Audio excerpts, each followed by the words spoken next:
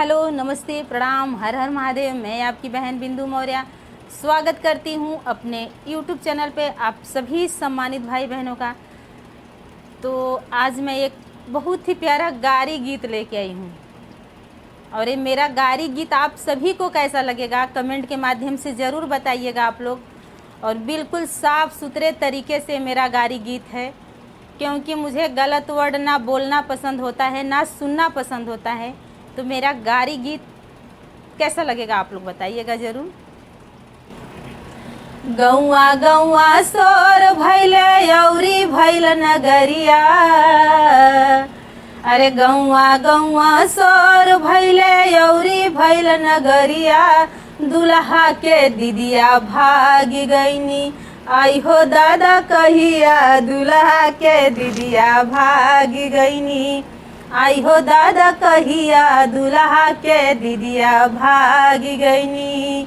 गौआ गौआ सोर भैले यौरी भैल नगरिया, दुल्हा के दीदिया भागी गईनी, आई हो दादा कहिया अगुआ के दीदिया भागी गईनी।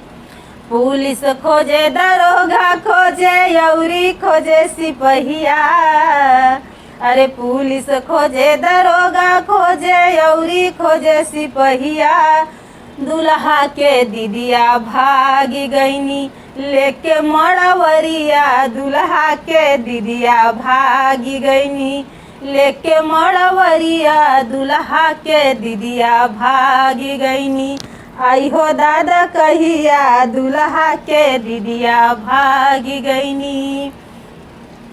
गौआ गौआ सोर भैले यौरी भैल नगरिया, अरे गौआ गौआ सोर भैले यौरी भैल नगरिया, देवरा के दीदिया भागी गईली, आई हो दादा कहिया देवरा के दीदिया भागी गईनी, आई हो दादा कहिया देवरा के दीदिया भागी गईनी। पुलिस खोजे दरोगा खोजे यौरी खोजे सिपहिया, अरे पुलिस खोजे दरोगा खोजे यौरी खोजे सिपहिया, देवरा के दीदिया भागी गईनी लेके हलुवैया, देवरा के दीदिया भागी गईनी लेके हलुवैया, देवरा के दीदिया भागी गईनी, आई हो दादा कहिया देवरा के दीदिया भागी गईनी।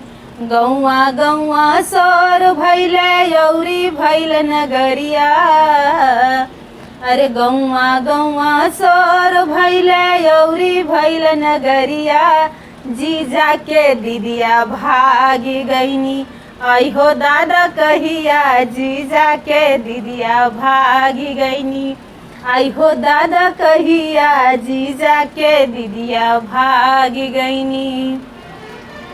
पुलिस खोजे दरोगा खोजे यौरी खोजे सिपहिया, अरे पुलिस खोजे दरोगा खोजे यौरी खोजे सिपहिया, जीजा के दीदिया भागी गईनी लेके हलुवैया, जीजा के दीदिया भागी गईनी लेके मड़वरिया, जीजा के दीदिया भागी गईनी, आई हो दादा कहिया जीजा के दीदिया भागी गईनी।